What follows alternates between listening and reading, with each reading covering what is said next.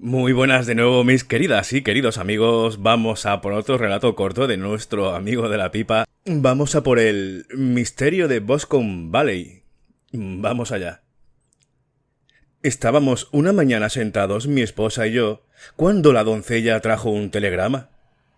Era de Sherlock Holmes y decía lo siguiente. ¿Tiene un par de días libres? Me han telegrafiado desde el oeste de Inglaterra a propósito de la tragedia de Boscombe Valley. Me alegraría que usted me acompañase. Atmósfera y pasaje maravillosos. Salgo de Paddington en el tren de las 11:15. ¿Qué dices a esto, querido? Preguntó mi esposa, mirándome directamente. ¿Vas a ir? No sé qué decir. En estos momentos tengo una lista de pacientes bastante larga. Va. Anstruther se encargará de ellos. Últimamente se te ve un poco pálido. ¿El cambio te sentará bien? ¿Y siempre te han interesado mucho los casos del señor Sherlock Holmes? Sería un desagradecido si no me interesaran, en vista de lo que he ganado con uno solo de ellos, respondí. Pero si voy a ir, tendré que hacer el equipaje ahora mismo, porque solo me queda media hora. Mi experiencia en la campaña de Afganistán me había convertido, por lo menos, en un viajero rápido y dispuesto. Mis necesidades eran pocas y sencillas, de modo que, en menos de la mitad del tiempo mencionado, ya estaba en un coche de alquiler con mi maleta, rodando en dirección a la estación de Paddington. Sherlock Holmes paseaba andén arriba y andén abajo, y su alta y sombría figura parecía aún más alta y sombría a causa de su largo capote gris de viaje y su ajustada gorra de paño. «Ha sido usted verdaderamente amable al venir, Watson», dijo. «Para mí es considerablemente mejor tener al lado a alguien de quien fiarme por completo. La ayuda que se encuentra en el lugar de los hechos o no vale para nada o está influida. Coja usted los 2 asientos del rincón y yo sacaré los billetes». Teníamos todo el compartimento para nosotros. Si no contamos un inmenso montón de papeles que Holmes había traído consigo. Estuvo hojeándolos y leyéndolos, con intervalos dedicados a tomar notas y a meditar, hasta que dejamos atrás Reading. Entonces hizo de pronto con todos ellos una bola gigantesca y la tiró a la rejilla de los equipajes. ¿Ha leído algo acerca del caso?, preguntó. Ni una palabra. No he leído un periódico en varios días. La prensa de Londres no ha publicado relatos muy completos. Acabo de repasar todos los periódicos recientes a fin de hacerme con los detalles. Por lo que he visto, parece tratarse de uno de esos casos sencillos que resultan extraordinariamente difíciles. Eso suena un poco a paradoja. Pero es una gran verdad. Lo que se sale de lo corriente constituye, casi invariablemente, una pista. Cuanto más anodino y vulgar es un crimen, más difícil resulta resolverlo. Sin embargo, en este caso parece haber pruebas de peso contra el hijo del asesinado. Entonces, ¿se trata de un asesinato? Bueno, eso se supone. Yo no aceptaré nada como seguro hasta que haya tenido ocasión de echar un vistazo en persona. Voy a explicarle en pocas palabras la situación, tal como yo la he entendido. Boscombe Valley es un distrito rural de Hertfordshire, situado no muy lejos de Ross.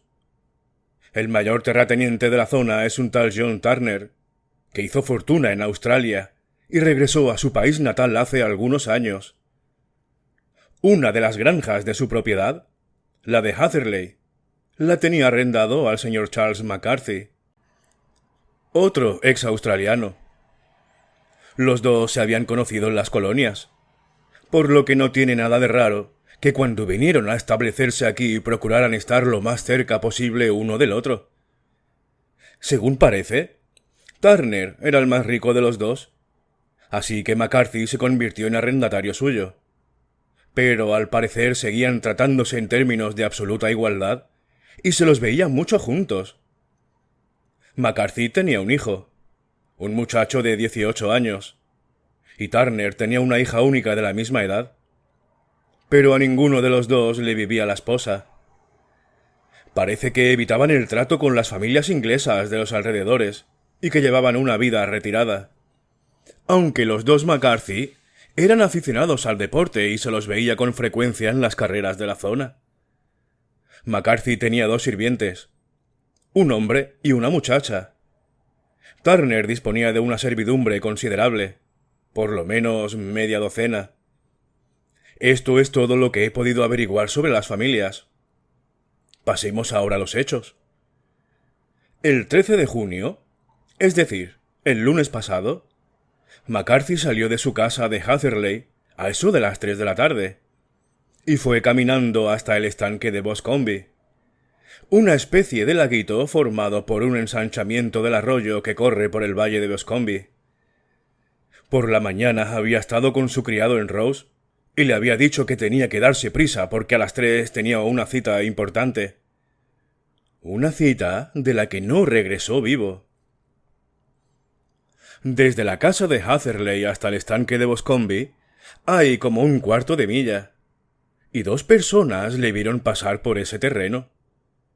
Una fue una anciana, cuyo nombre no se menciona, y la otra fue William Crowther, un guarda de caza que está al servicio del señor Turner. Los 2 testigos aseguran que el señor McCarthy iba caminando solo. El guarda añade que a los pocos minutos de haber visto pasar al señor McCarthy, vio pasar a su hijo en la misma dirección, con una escopeta bajo el brazo. En su opinión, el padre todavía estaba al alcance de la vista y el hijo iba siguiéndolo. No volvió a pensar en el asunto hasta que por la tarde se enteró de la tragedia que había ocurrido. ¿Hubo alguien más que vio a los 2 McCarthy después de que William Crowther, el guarda, los perdiera de vista? El estanque de Boscombe está rodeado de espesos bosques, con solo un pequeño reborde de hierba y juncos alrededor.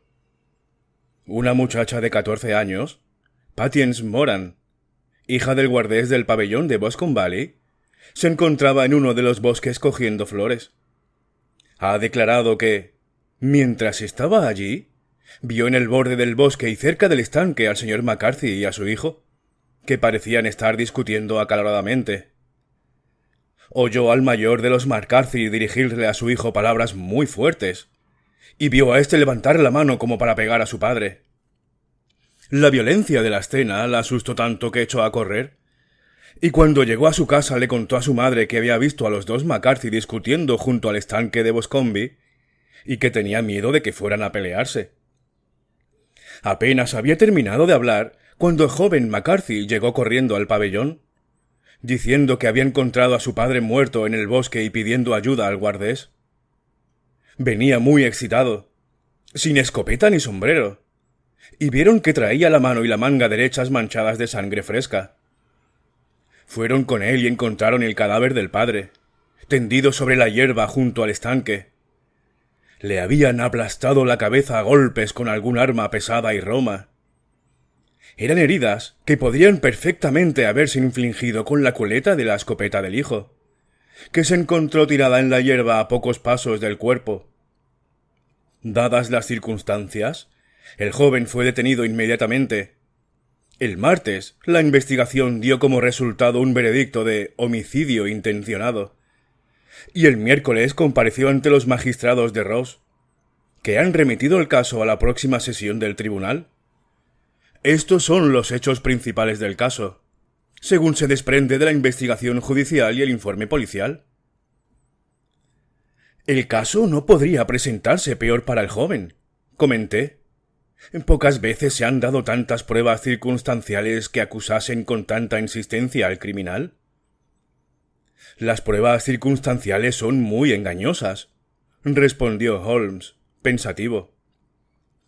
Puede parecer que indican claramente una cosa, pero si cambias un poquito tu punto de vista, puedes encontrarte con que indican, con igual claridad, algo completamente diferente. Sin embargo, hay que confesar que el caso se presenta muy mal para el joven, y es muy posible que verdaderamente sea culpable. Sin embargo, existen varias personas en la zona, y entre ellas la señorita Turner, la hija del terrateniente, que creen en su inocencia y que han contratado a Lestrade, al que usted recordará de cuando intervino en el estudio en escarlata, para que investigue el caso en beneficio suyo. Lestrade se encuentra perdido y me ha pasado el caso a mí. Y esta es la razón de que dos caballeros de edad mediana vuelen en este momento hacia el oeste, a 50 millas por hora, en lugar de digerir tranquilamente su desayuno en casa. Me temo, dije, que los hechos son tan evidentes que este caso le reportará muy poco mérito. No hay nada tan engañoso como un hecho evidente, respondió riendo. Además, bien podemos tropezar con algún otro hecho evidente que no le resultará tan evidente al señor Lestrade. Me conoce usted lo suficientemente bien como para saber que no fanfarroneo al decir que soy capaz de confirmar o echar por tierra su teoría valiéndome de medios que él es totalmente incapaz de emplear, incluso de comprender. Por usar el ejemplo más a mano, puedo advertir con toda claridad que la ventana de su cuarto está situada a la derecha, y dudo mucho que el señor Lestrade se hubiera fijado en un detalle tan evidente como ese. ¿Cómo demonios? Mi querido amigo, le conozco bien. Conozco la pulcritud militar que le caracteriza. Se afeita usted todas las mañanas, y en esta época del año se afeita a la luz del sol. Pero como su afeitado va siendo cada vez menos perfecto a medida que avanzamos hacia la izquierda, hasta hacerse positivamente chapucero a la altura del ángulo de la mandíbula, no puede caber duda de que ese lado está peor iluminado que el otro. No puedo concebir que un hombre como usted se diera por satisfecho con ese resultado si pudiera verse ambos lados con la misma luz. Esto lo digo solo a manera de ejemplo trivial de observación y deducción. En eso consiste mi oficio, y es bastante posible que pueda resultar de alguna utilidad en el caso que nos ocupa. Hay uno o dos detalles menores que salieron a relucir en la investigación y que vale la pena considerar. ¿Cómo qué? Parece que la detención no se produjo en el acto, sino después de que el joven regresara a la granja Hatherley. Cuando el inspector de policía le comunicó que estaba detenido, repuso que no le sorprendía y que no se merecía otra cosa. Este comentario contribuyó a disipar todo rastro de duda que pudiera quedar en las mentes del jurado encargado de la instrucción. ¿Cómo que es una confesión?, exclamé. Nada de eso, porque a continuación se declaró inocente. Viniendo después de una serie de hechos tan condenatoria fue, por lo menos, un comentario de lo más sospechoso. Por el contrario, dijo Holmes. Por el momento, esta es la rendija más luminosa que puedo ver entre los nubarrones. Por muy inocente que sea, no puede ser tan rematadamente imbécil que no se dé cuenta de que las circunstancias son fatales para él. Si se hubiera mostrado sorprendido de su detención, o hubiera fingido indignarse, me habría parecido sumamente sospechoso, porque tal sorpresa o indignación no habrían sido naturales, dadas las circunstancias, aunque a un hombre calculador podrían parecerle la mejor táctica a seguir. Su franca aceptación de la situación le señala o bien como a un inocente, o bien como a un hombre con mucha firmeza y dominio de sí mismo. En cuanto a su comentario de que se lo merecía, no resulta tan extraño si se piensa que estaba junto al cadáver de su padre, y que no cabe duda de que aquel mismo día había olvidado su respeto filial hasta el punto de reñir con él e incluso, según la muchacha cuyo testimonio es tan importante, de levantarle la mano como para pegarle. El remordimiento y el arrepentimiento que se reflejan en sus palabras me parecen señales de una mentalidad sana y no de una mente culpable. A muchos los han ahorcado con pruebas bastante menos sólidas, comenté, meneando la cabeza. Así es, y a muchos los han ahorcado injustamente. ¿Cuál es la versión de los hechos según el propio joven? Me temo que no muy alentadora para sus partidarios. aunque tiene un par de detalles interesantes. Aquí la tiene. Puede leerla usted mismo. Sacó de entre el montón de papeles un ejemplar del periódico de Hertfordshire. Encontró la página y me señaló el párrafo en el que el desdichado joven daba su propia versión de lo ocurrido. Me instalé en un rincón del compartimento y lo leí con mucha atención. Decía así. Compareció a continuación el señor James McCarthy, hijo único del fallecido, que declaró lo siguiente. Había estado fuera de casa 3 días, que pasé en Bristol, y acababa de regresar la mañana del pasado lunes, día 3. Cuando llegué, mi padre no estaba en casa y la doncella me dijo que había ido a Ross con John Cobb, el caballerizo. Poco después de llegar, oí en el patio las ruedas de su coche. Miré por la ventana y le vi bajarse y salir a toda prisa del patio, aunque no me fijé en qué dirección se fue. Cogí entonces mi escopeta y eché a andar en dirección al estanque de Boscombe, con la intención de visitar las conejeras que hay al otro lado. Por el camino vi a William Crowther, el guarda, tal como él ha declarado. Pero se equivocó al pensar que yo iba siguiendo a mi padre. No tenía ni idea de que él iba delante de mí. A unas 100 yardas del estanque oí el grito de «¡Cui!», que mi padre y yo utilizábamos normalmente como señal. Al oírlo, eché a correr y lo encontré de pie junto al estanque.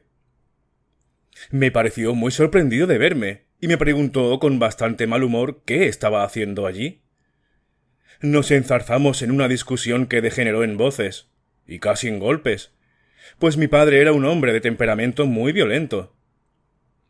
En vista de que su irritación se hacía incontrolable, lo dejé y emprendí el camino de regreso a Hatherley. Pero no me había alejado ni 150 yardas cuando oí a mis espaldas un grito espantoso, que me hizo volver corriendo. Encontré a mi padre agonizando en el suelo, con terribles heridas en la cabeza. Dejé caer mi escopeta y lo tomé en mis brazos, pero expiró casi en el acto. Permanecí unos minutos arrodillado a su lado y luego fui a pedir ayuda a la casa del guardés del señor Turner, que era la más cercana. Cuando volví junto a mi padre no vi a nadie cerca, y no tengo ni idea de cómo se causaron sus heridas. No era una persona muy apreciada, a causa de su carácter frío y reservado. Pero, por lo que yo sé, tampoco tenía enemigos declarados. No sé nada más del asunto. El juez instructor. ¿Le dijo su padre algo antes de morir? El testigo. Murmuró algunas palabras, pero lo único que entendí fue algo sobre una rata. El juez. ¿Cómo interpretó usted aquello? El testigo. No significaba nada para mí. Creí que estaba delirando. El juez. ¿Cuál fue el motivo de que usted y su padre sostuvieran aquella última discusión? El testigo. Preferiría no responder. El juez. Me temo que debo insistir. El testigo. De verdad que me resulta imposible decírselo. Puedo asegurarle que no tenía nada que ver con la terrible tragedia que ocurrió a continuación. El juez. El tribunal es quien debe decidir eso. No es necesario advertirle que su negativa a responder puede perjudicar considerablemente su situación en cualquier futuro proceso a que pueda haber lugar. El testigo. Aún así, tengo que negarme. El juez. Según tengo entendido, el grito de «Culi» era una señal habitual entre usted y su padre. El testigo. Así es. El juez. En tal caso, ¿cómo es que dio el grito antes de verle a usted, cuando ni siquiera sabía que había regresado usted de Bristol? El testigo. Bastante desconcertado. No lo sé. Un jurado. ¿No vio usted nada que despertara sus sospechas cuando regresó al oír gritar a su padre y lo encontró herido de muerte? El testigo. Nada concreto. El juez. ¿Qué quiere decir con eso? El testigo. Al salir corriendo, al claro, iba tan trastornado y excitado que no podía pensar más que en mi padre. Sin embargo, tengo la vaga impresión de que al correr vi algo tirado en el suelo a mi izquierda. Me pareció que era algo de color gris. Una especie de capote o tal vez una manta escocesa. Cuando me levanté al dejar a mi padre, miré a mi alrededor para fijarme. Pero ya no estaba. ¿Quiere decir que desapareció antes de que usted fuera a buscar ayuda? Eso es. ¿Desapareció? No puede precisar lo que era. No, solo me dio la sensación de que había algo allí. ¿A qué distancia del cuerpo? A unas 12 yardas. ¿Y a qué distancia del lindero del bosque? Más o menos a la misma. Entonces, si alguien se lo llevó, fue mientras usted se encontraba a unas 12 yardas de distancia. Sí, pero vuelto de espaldas. Con esto concluyó el interrogatorio al del testigo. Por lo que veo, dije echando un vistazo al resto de la columna, el juez instructor se ha mostrado bastante duro con el joven McCarthy en sus conclusiones. Llama la atención, y con toda la razón, sobre la discrepancia de que el padre lanzara la llamada antes de verlo, hacia su negativa a dar detalles de la conversación con el padre y sobre su extraño relato de las últimas palabras del moribundo. Tal como él dice, todo eso apunta contra el hijo. Holmes se rió suavemente para sus adentros y se estiró sobre el mullido asiento. Tanto usted como el juez instructor se han esforzado a fondo, dijo, en destacar precisamente los aspectos más favorables para el muchacho. ¿No se da usted cuenta de que tan pronto le atribuyen demasiada imaginación como demasiado poca? Demasiado poca, si no es capaz de inventarse un motivo para la disputa que le haga ganarse las simpatías del jurado. Demasiada, si es capaz de sacarse de la mollera una cosa tan autre como la alusión del moribundo a una rata y el incidente de la prenda desaparecida. No, señor. Yo enfocaré este caso partiendo de que el joven ha dicho la verdad, y veremos a dónde nos lleva esta hipótesis. Y ahora, aquí tengo mi Petrarca de bolsillo, y no pienso decir ni una palabra más sobre el caso hasta que lleguemos al lugar de los hechos. Comeremos en Swindon, y creo que llegaremos dentro de 20 minutos. Eran casi las 4 cuando nos encontramos por fin en el bonito pueblecito campesino de Rose. Tras haber atravesado el hermoso valle del Stroud y cruzado el ancho y reluciente Severn. Un hombre delgado, con cara de hurón y mirada furtiva y astuta, nos esperaba en el andén. A pesar del guardapolvo marrón claro y de las polainas de cuero que llevaba como concesión al ambiente campesino, no tuve dificultad en reconocer a Lestrade, de Scotland Yard. Fuimos con él en coche hasta el Escudo de Hereford, donde ya se nos había reservado una habitación. «He pedido un coche», dijo Lestrade, mientras nos sentábamos a tomar una taza de té. «Conozco su carácter enérgico y sé que no estará a gusto hasta que haya visitado la escena del crimen». «Es usted muy amable y halagador», respondió Holmes, «pero todo depende de la presión barométrica». Lestrade pareció sorprendido. «No comprendo muy bien», dijo. «¿Qué marca el barómetro?» 29, por lo que veo. No hay viento, ni se ve una nube en el cielo. Tengo aquí una caja de cigarrillos que piden ser fumados, y el sofá es muy superior a las habituales abominaciones que suelen encontrarse en los hoteles rurales. No creo probable que utilice el coche esta noche. Lestrade dejó escapar una risa indulgente. Sin duda, ya ha sacado usted conclusiones de los periódicos, dijo. El caso es tan vulgar como un palo de escoba, y cuanto más profundiza uno en él, más vulgar se vuelve. Pero, por supuesto, no se le puede decir que no a una dama, sobre todo a una tan voluntariosa.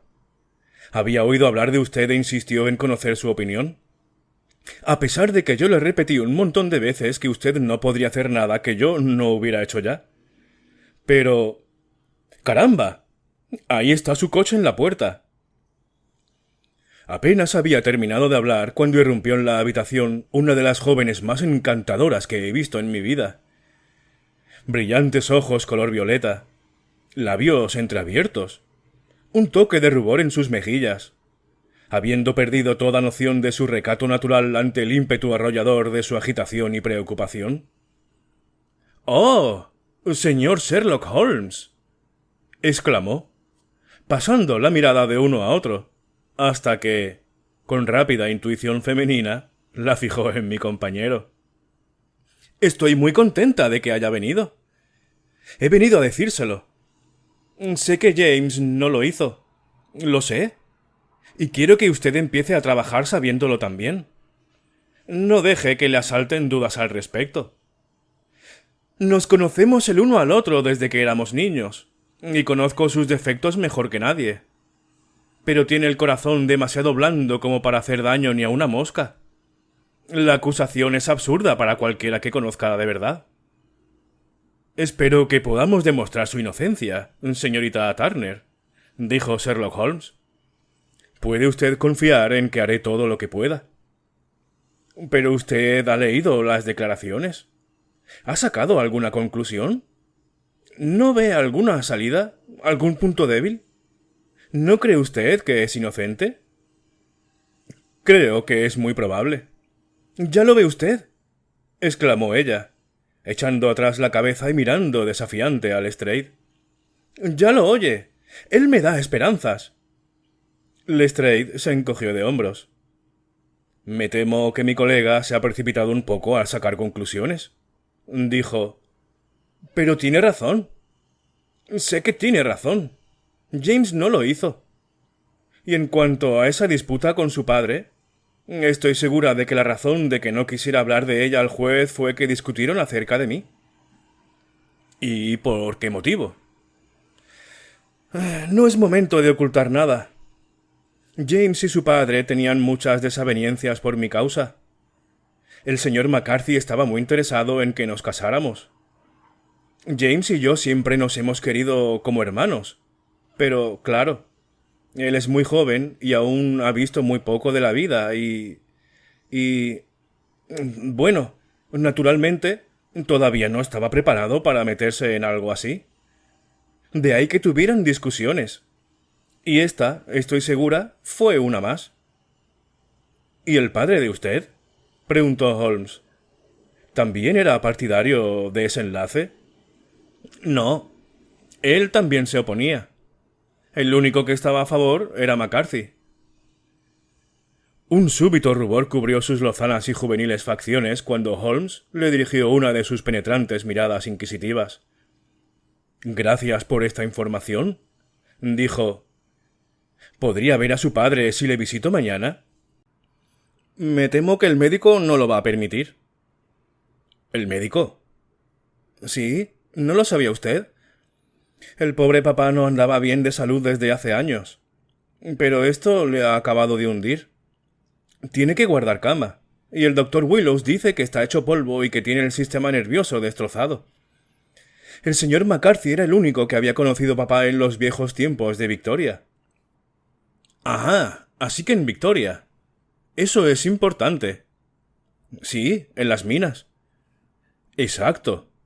En las minas de oro, donde, según tengo entendido, hizo su fortuna el señor Turner. Eso es. Gracias, señorita Turner. Ha sido usted una ayuda muy útil. Si mañana hay alguna novedad, no dejaré de comunicármela. Sin duda, irá usted a la cárcel a ver a James. Oh, señor Holmes, si lo hace, dígale que yo sé que es inocente. Así lo haré, señorita Turner. Ahora tengo que irme porque papá está muy mal y me echa de menos si lo dejo solo. Adiós, y que el señor le ayude en su empresa. Salió de la habitación tan impulsivamente como había entrado y oímos las ruedas de su carruaje traqueteando calle abajo. «Estoy avergonzado de usted, Holmes», dijo Lestrade con gran indignidad, tras unos momentos de silencio. «¿Por qué despierta esperanzas que luego tendrá que defraudar? No soy precisamente un sentimental, Pero a eso lo llamo crueldad. Creo que encontraré la manera de demostrar la inocencia de James McCarthy, dijo Holmes. ¿Tiene usted autorización para visitarlo en la cárcel? Sí, pero solo para usted y para mí. En tal caso, reconsideraré mi decisión de no salir. ¿Tendremos todavía tiempo para tomar un tren a Hereford y verlo esta noche? De sobra. Entonces, en marcha. Watson, me temo que se va a aburrir, pero solo estaré ausente un par de horas. Los acompañé andando hasta la estación, y luego vagabundeé por las calles del pueblecito, acabando por regresar al hotel, donde me tumbé en el sofá y procuré interesarme en una novela policíaca. Pero la trama de la historia era tan endeble en comparación con el profundo misterio en el que estábamos sumidos, que mi atención se desviaba constantemente de la ficción a los hechos. Y acabé por tirarla al otro extremo de la habitación y entregarme por completo a recapacitar sobre los acontecimientos del día. Suponiendo que la historia del desdichado joven fuera absolutamente cierta, ¡qué cosa diabólica! ¡Qué calamidad absolutamente imprevista y extraordinaria podía haber ocurrido entre el momento en que se separó de su padre y el instante en que, atraído por sus gritos, volvió corriendo al claro! Había sido algo terrible y mortal, pero ¿qué? ¿Podrían mis instintos médicos deducir algo de la índole de las heridas? Tiré de la campanilla y pedí que me trajeran el periódico semanal del condado, que contenía una crónica textual de la investigación. En la declaración del forense se afirmaba que el tercio posterior del parietal izquierdo y la mitad izquierda del occipital habían sido fracturados por un fuerte golpe asestado con un objeto romo. Señalé el lugar en mi propia cabeza. Evidentemente, aquel golpe tenía que haberse asestado por detrás. Hasta cierto punto, aquello favorecía al acusado, ya que cuando se le vio discutiendo con su padre, ambos estaban frente a frente. Aún así, no significaba gran cosa, ya que el padre podría haberse vuelto de espaldas antes de recibir el golpe. De todas maneras, quizá valiera la pena llamar la atención de Holmes sobre el detalle. Luego teníamos la curiosa alusión del moribundo a una rata. ¿Qué podía significar aquello? No podía tratarse de un delirio. ¿Un hombre que ha recibido un golpe mortal no suele delirar? No. Lo más probable era que estuviera intentando explicar lo que le había ocurrido. Pero, ¿qué podía querer decir? Me devané los sesos en busca de una posible explicación. Y luego estaba también el asunto de la prenda gris que había visto el joven McCarthy. De ser cierto aquello, el asesino debía haber perdido al huir alguna prenda de vestir, probablemente su gabán, y había tenido la sangre fría de volver a recuperarla en el mismo instante en que el hijo se arrodillaba, vuelto de espaldas, a menos de 12 pasos. ¡Qué maraña de misterios e improbabilidades era todo el asunto! No me extrañaba la opinión de Lestrade, a pesar de lo cual tenía tanta fe en la perspicacia de Sherlock Holmes que no perdía las esperanzas. En vista de que todos los nuevos datos parecían reforzar su convencimiento de la inocencia del joven McCarthy. Era ya tarde cuando regresó Sherlock Holmes. Venía solo, ya que Lestrade se alojaba en el pueblo. El barómetro continúa muy alto, comentó mientras se sentaba. Es importante que no llueva hasta que hayamos podido examinar el lugar de los hechos. Por otra parte, para un trabajito como ese uno tiene que estar en plena forma y bien despierto. Y no quiero hacerlo estando fatigado por un largo viaje. He visto al joven McCarthy. ¿Y qué ha sacado de él? Nada. ¿No pudo arrojar ninguna luz? Absolutamente ninguna. En algún momento me sentí inclinado a pensar que él sabía quién lo había hecho, y estaba encubriéndolo o encubriéndola. Pero ahora estoy convencido de que está tan a oscuras como todos los demás. No es un muchacho demasiado perspicaz, aunque sí bien parecido, y yo diría que de corazón noble. No puedo admirar sus gustos, comenté, Si es verdad eso de que se negaba a casarse con una joven tan encantadora como esa señorita Turner. Ah, en eso hay una historia bastante triste. El tipo la quiere con locura, con desesperación. Pero hace unos años, cuando no era más que un mozalbete, y antes de conocerla bien a ella, porque la chica había pasado 5 años en un internado, no va el muy idiota y se deja atrapar por una camarera de Bristol y se casa con ella en el juzgado. Nadie sabe una palabra del asunto. Pero ¿puede usted imaginar lo enloquecedor que tenía que ser para él que le recriminaran por no hacer algo que daría los ojos por poder hacer, pero que sabe que es absolutamente imposible? Fue uno de esos arrebatos de locura lo que le hizo levantar las manos cuando su padre, en su última conversación, le seguía insistiendo en que le propusiera matrimonio a la señorita Turner. Por otra parte, carece de medios económicos y propios y su padre, que era en todos los aspectos un hombre muy duro, le habría repudiado por completo si se hubiera enterado de la verdad. Con esta esposa camarera es con la que pasó los últimos 3 días en Bristol, sin que su padre supiera dónde estaba. Acuérdese de este detalle. Es importante. Sin embargo, no hay mal que por bien no venga, ya que la camarera, al enterarse por los periódicos de que el chico se ha metido en un grave aprieto y es posible que lo ahorquen, ha roto con él y le ha escrito comunicándole que ya tiene un marido en los astilleros Bermudas, de modo que no existe un verdadero vínculo entre ellos. Creo que esta noticia ha bastado para consolar al joven McCarthy de todo lo que ha sufrido. Pero si él es inocente, entonces, ¿quién lo hizo? Eso, ¿quién? Quiero llamar su atención muy concretamente hacia 2 detalles. El primero, que el hombre asesinado tenía una cita con alguien en el estanque, y que este alguien no podía ser su hijo, porque el hijo estaba fuera y él no sabía cuándo iba a regresar. El segundo, que a la víctima se le oyó gritar «Coolie», aunque aún no sabía que su hijo había regresado. Estos son los puntos cruciales de los que depende el caso. Y ahora, si no le importa, hablemos de George Meredith y dejemos los detalles secundarios para mañana. Tal como Holmes había previsto, no llovió, y el día amaneció despejado y sin nubes. A las 9 en punto, Lestrade pasó a recogernos con el coche y nos dirigimos a la granja Heatherley y al estanque de Bascombe. «Hay malas noticias esta mañana», comentó Lestrade.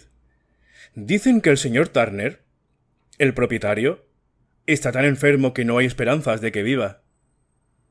«Supongo que será ya bastante mayor», dijo Holmes. «Unos 60 años.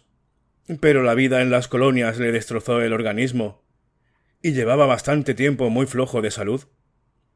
Este suceso le ha afectado de muy mala manera. Era viejo amigo de McCarthy, y podríamos añadir que su gran benefactor, pues me he enterado de que no le cobraba renta por la granja Heatherley». «¿De veras? Esto es interesante», dijo Holmes. «Pues sí. Y le ha ayudado de otras 100 maneras. Por aquí todo el mundo habla de lo bien que se portaba con él». «Vaya. ¿Y no le parece a usted un poco curioso que este McCarthy, que parece no poseer casi nada y debe tantos favores a Turner, hable, a pesar de todo, de casar a su hijo con la hija de Turner, presumible heredera de su fortuna, y, además, lo diga con tanta seguridad como si bastara con proponerlo para que todo lo demás viniera por sí solo? Y aún resulta más extraño sabiendo, como sabemos, que el propio Turner se oponía a la idea. Nos lo dijo la hija. ¿No deduce usted nada de eso?» «Ya llegamos a las deducciones y las inferencias», dijo Lestrade, guiñándome un ojo. «Holmes, ya me resulta bastante difícil bregar con los hechos, sin tener que volar persiguiendo teorías y fantasías». «Tiene usted razón», dijo Holmes con fingida humildad. «Le resulta a usted muy difícil bregar con los hechos. Pues al menos he captado un hecho que a usted parece costarle mucho aprender, replicó Lestrade, algo acalorado. ¿Y cuál es? Que el señor McCarthy, padre, halló la muerte a manos del señor McCarthy, hijo, y que todas las teorías en contra no son más que puras pamplinas, cosa de lunáticos. Bueno, a la luz de la luna se ve más que en la niebla, dijo Holmes, echándose a reír. Pero o mucho me equivoco, o eso de la izquierda es la granja de Heatherley. En efecto. Era una construcción amplia, de aspecto confortable, de 2 plantas, con tejado de pizarra y grandes manchas amarillas de líquen en sus muros grises. Sin embargo, las persianas bajadas y las chimeneas sin humo le daban un aspecto desolado, como si aún se sintiera en el edificio el peso de la tragedia. Llamamos a la puerta y la doncella, a petición de Holmes, nos enseñó las botas que su señor llevaba en el momento de su muerte, y también un par de botas del hijo, aunque no las que llevaba puestas entonces. Después de haberlas medido cuidadosamente por 7 u 8 puntos diferentes, Holmes pidió que le condujeran al patio, desde donde todos seguimos el tortuoso sendero que llevaba al estanque de Boscombe. Cuando seguía un rastro como aquel, Sherlock Holmes se transformaba. Los que sólo conocían al tranquilo pensador y lógico Baker Street habrían tenido dificultades para reconocerlo. Su rostro se acaloraba y se ensombrecía.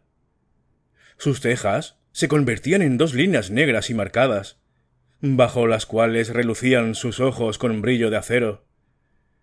Llevaba la cabeza inclinada hacia abajo, los hombros encorvados, los labios apretados y las venas de su cuello largo y fibroso sobresalían como cuerdas de látigo. Los orificios de la nariz parecían dilatarse con un ansia de caza puramente animal, y su mente estaba tan concentrada en lo que tenía delante que toda pregunta o comentario caía en oídos sordos o, como máximo, provocaba un rápido e impaciente gruñido de respuesta. Fue avanzando rápida y silenciosamente a lo largo del camino que atravesaba los prados, y luego conducía a través del bosque hasta el estanque de Boscombe.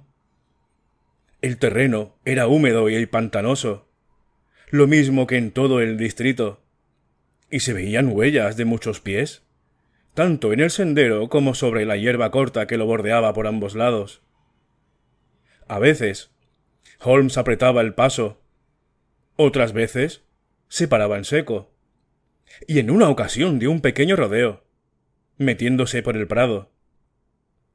Lestrade y yo caminábamos detrás de él, el policía, con aire indiferente y despectivo, mientras que yo observaba a mi amigo con un interés que nacía de la convicción de que todas y cada una de sus acciones tenían una finalidad concreta.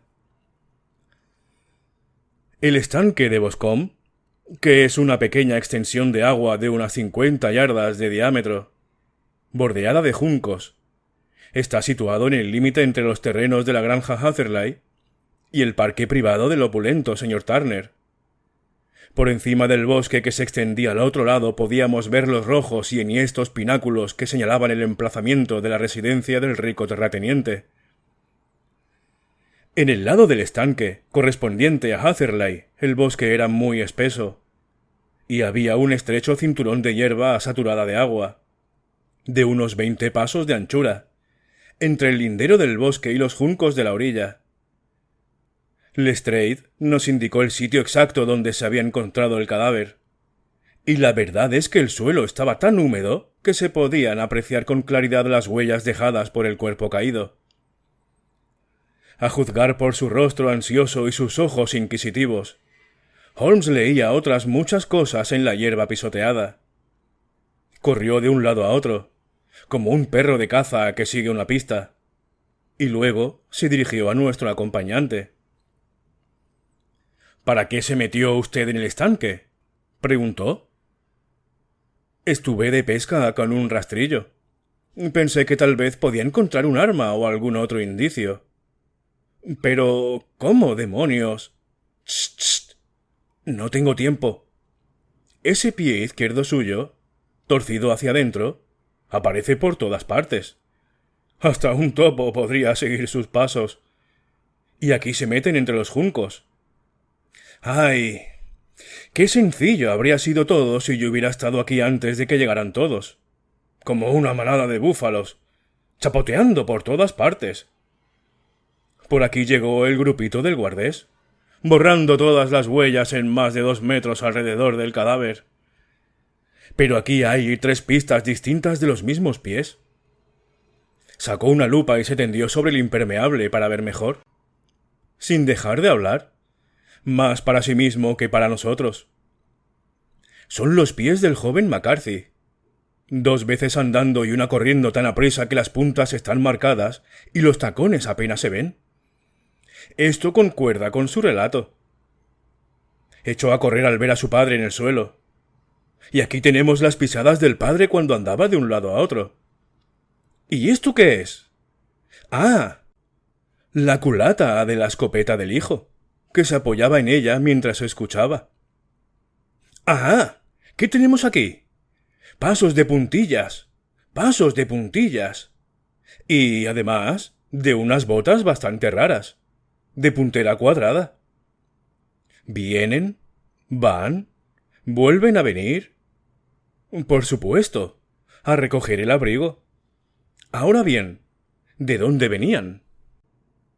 Corrió de un lado a otro, perdiendo a veces la pista y volviéndola a encontrar, hasta que nos adentramos bastante en el bosque y llegamos a la sombra de una enorme haya, el árbol más grande de los alrededores. Holmes siguió la pista hasta detrás del árbol y se volvió a tumbar boca abajo, con un gritito de satisfacción. Se quedó allí durante un buen rato, levantando las hojas y las ramitas secas, recogiendo en un sobre algo que a mí me pareció polvo y examinando con la lupa no solo el suelo, sino también la corteza del árbol hasta donde puedo alcanzar.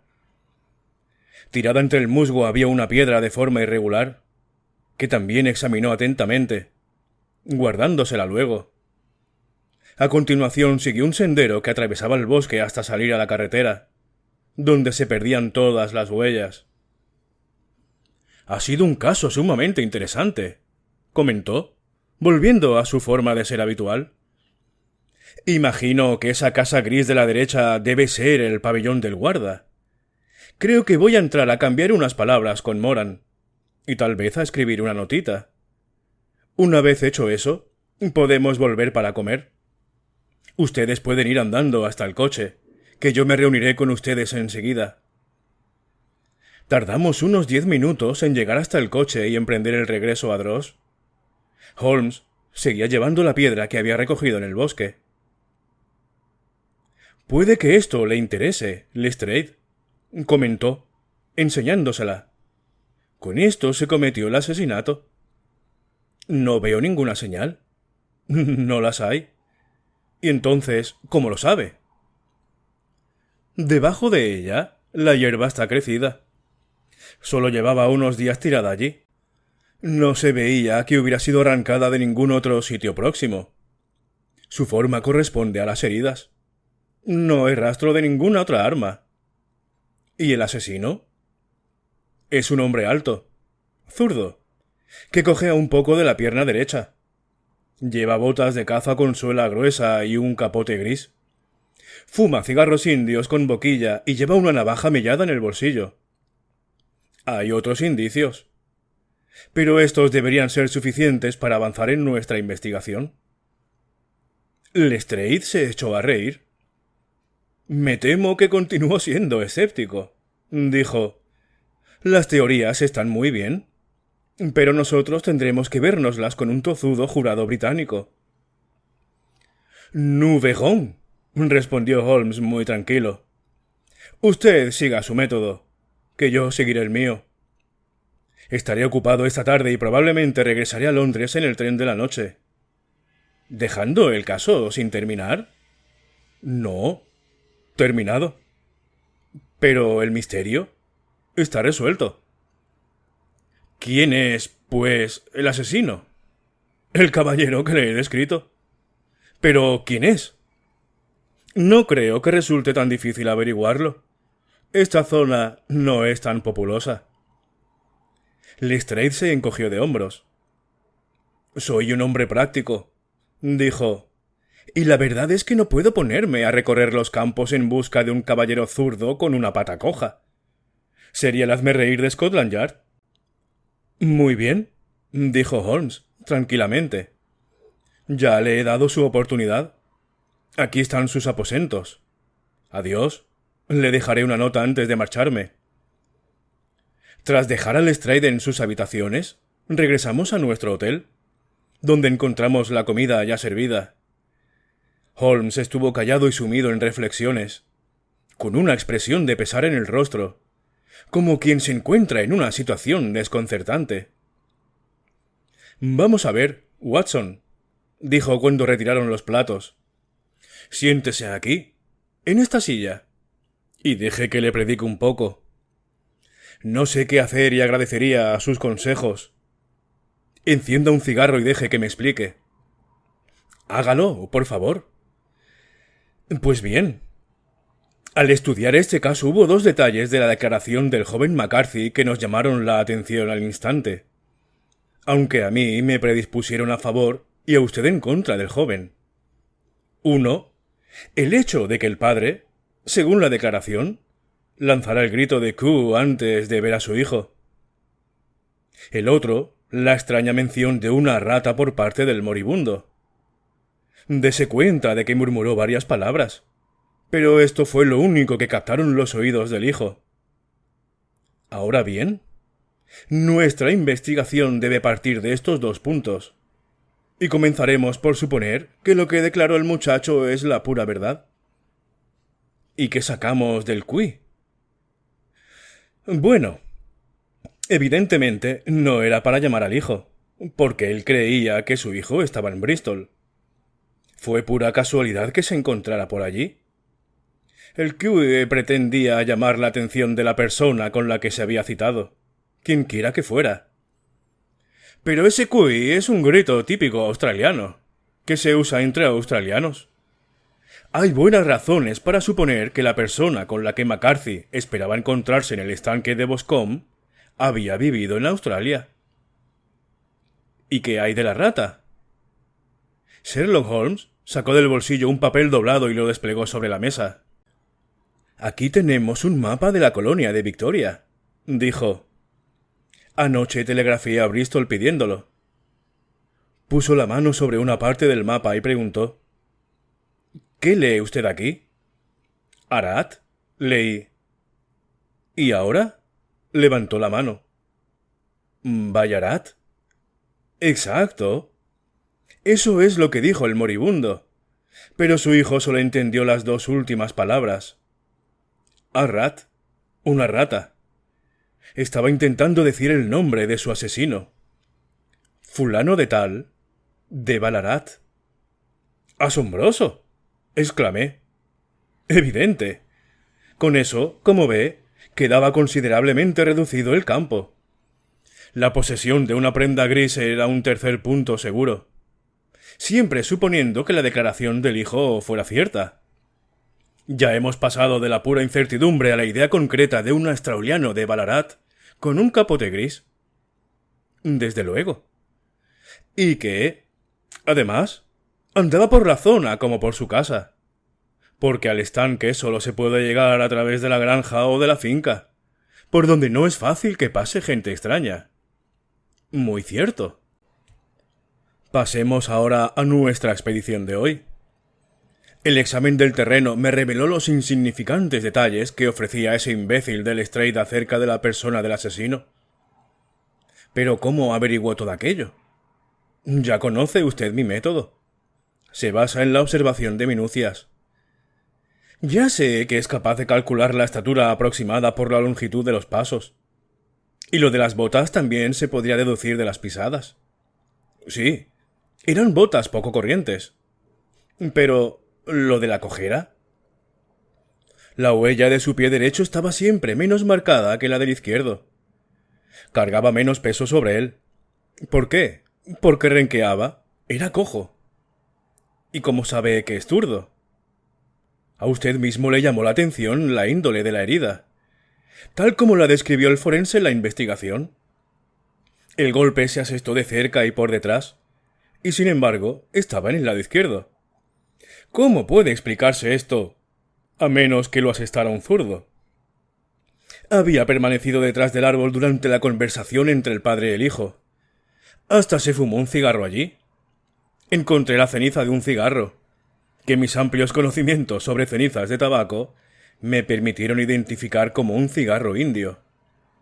Como usted sabe, he dedicado cierta atención al tema, y he escrito una pequeña monografía sobre las cenizas de 140 variedades diferentes de tabaco de pipa, cigarros y cigarrillos. En cuanto encontré la ceniza, eché un vistazo por los alrededores y descubrí la colilla entre el musgo, donde la habían tirado. Era un cigarro indio de los que se lían en Rotterdam. ¿Y la boquilla? Se notaba que el extremo no había estado en la boca. Por lo tanto, había usado boquilla. La punta estaba cortada, no arrancada de un mordisco. Pero el corte no era limpio, de lo que deduje la existencia de una navaja mellada. Holmes, dije, ha tenido usted una red en torno a ese hombre, de la que no podrá escapar. Y ha salvado usted una vida inocente, tan seguro como si hubiera cortado la cuerda que le ahorcaba. Ya veo en qué dirección apunta todo esto. El culpable es el señor John Turner, exclamó el camarero del hotel, abriendo la puerta de nuestra sala de estar y haciendo pasar a un visitante. El hombre que entró presentaba una figura extraña e impresionante.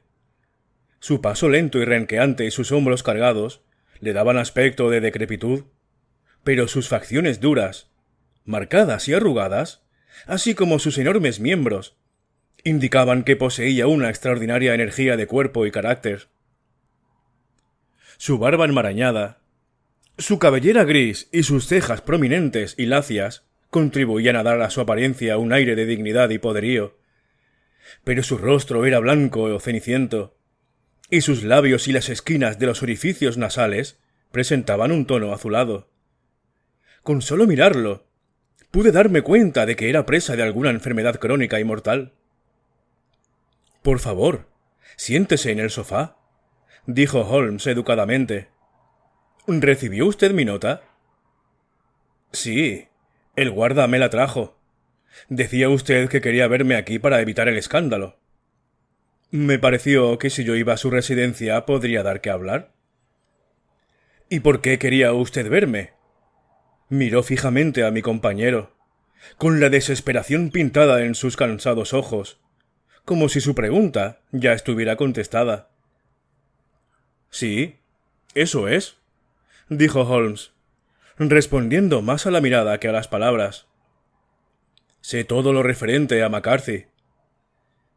El anciano se hundió la cara entre las manos. —¡Que Dios se apiade de mí! —exclamó. Pero yo no habría permitido que le ocurriese ningún daño al muchacho. Le doy mi palabra de que habría confesado si las cosas se le hubieran puesto feas en el juicio. Me alegra oírle decir eso, dijo Holmes muy serio. Ya habría confesado de no ser por mi hija.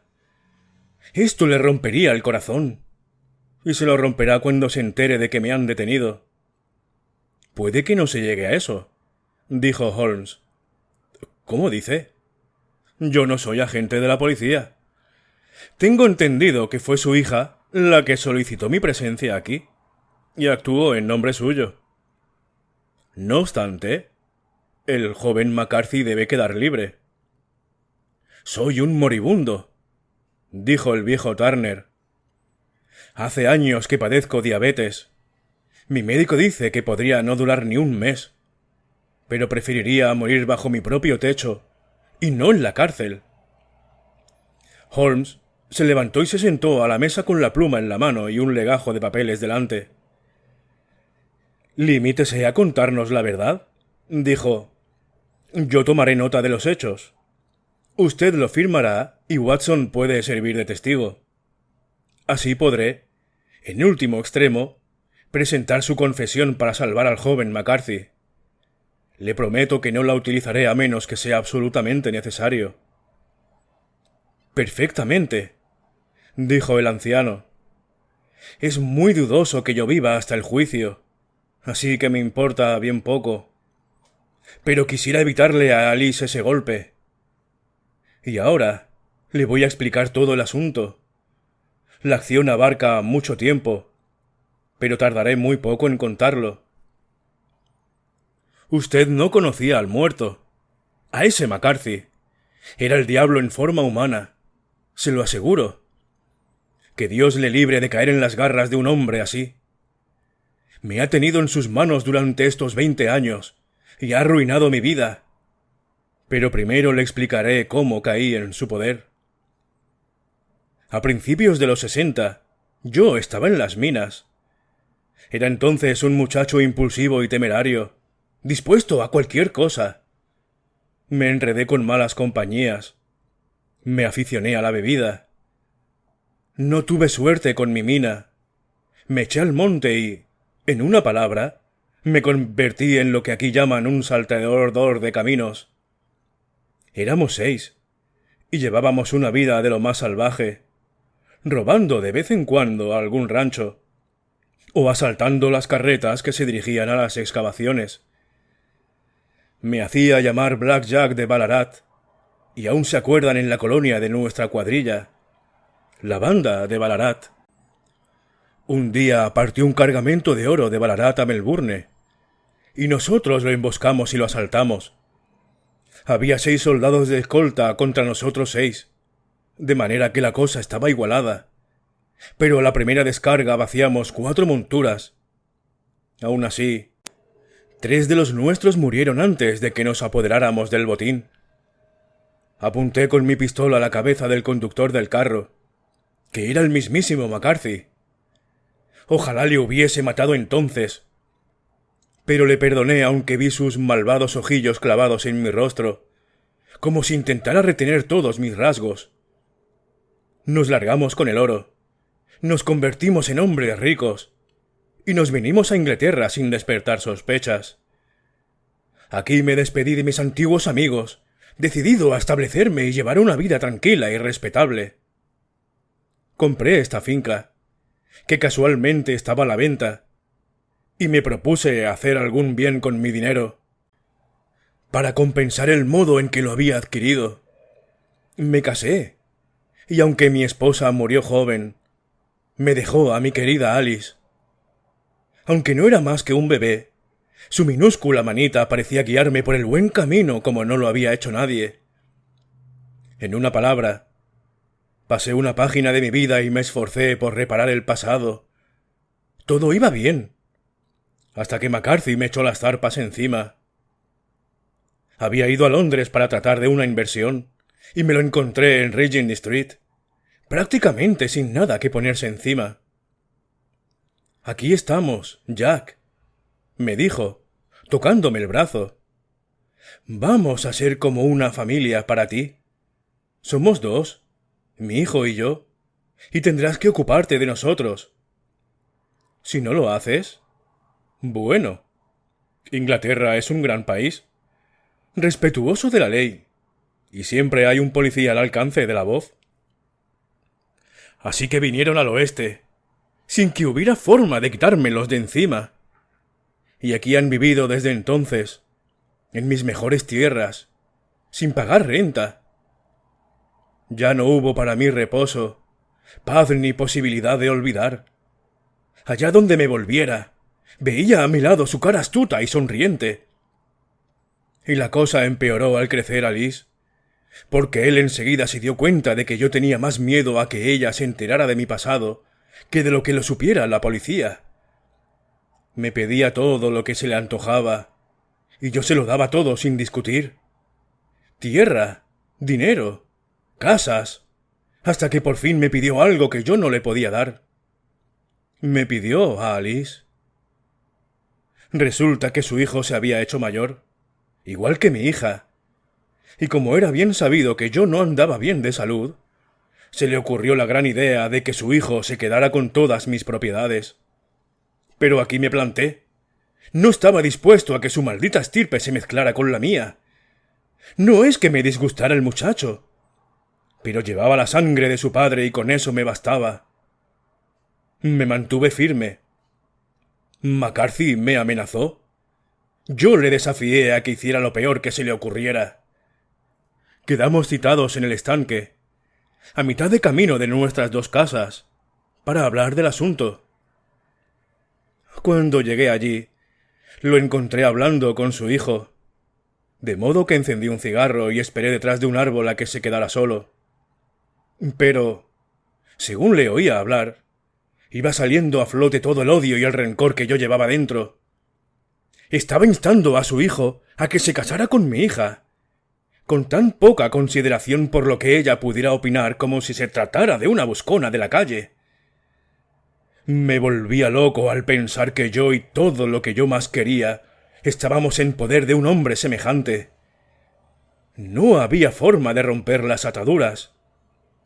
Me quedaba poco de vida y estaba desesperado. Aunque conservaba las facultades mentales y la fuerza de mis miembros, sabía que mi destino estaba sellado. Pero, ¿qué recuerdo dejaría y qué sería de mi hija? Las dos cosas podían salvarse si conseguía hacer callar aquella maldita lengua. Lo hice, señor Holmes, y volvería a hacerlo.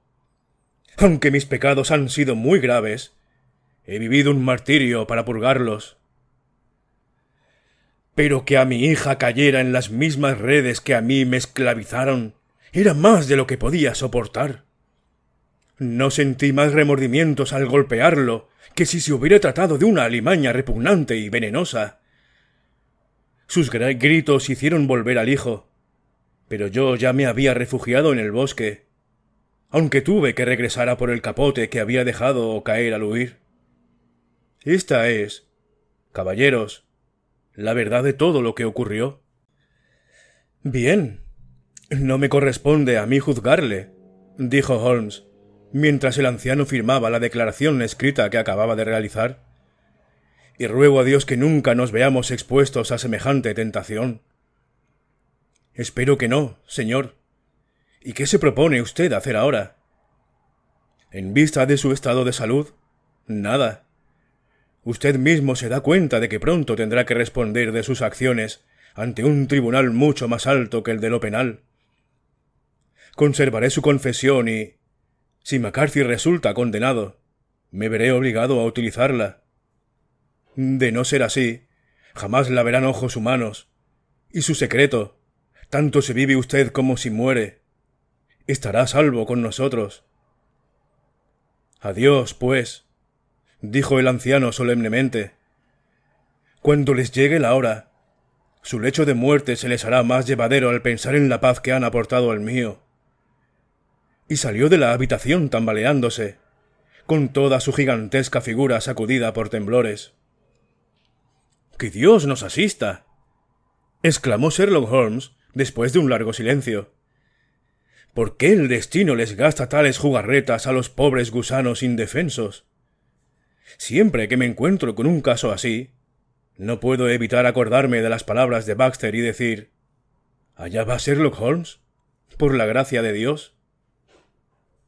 James McCarthy resultó absuelto en el juicio, gracias a una serie de alegaciones que Holmes preparó y sugirió al abogado defensor. El viejo Turner aún vivió 7 meses después de nuestra entrevista, pero ya falleció, y todo parece indicar que el hijo y la hija vivirán felices y juntos, ignorantes del negro nubarrón que envuelve su pasado. Y bien, esta ha sido la lectura de hoy, el relato corto de Sherlock Holmes, que espero que hayas disfrutado, y si ha sido así no olvides suscribirte, darle un me gusta, que me ayuda muchísimo, y de paso hipearlo. Muchísimas gracias por tu compañía y nos veremos en la siguiente lectura. Hasta luego.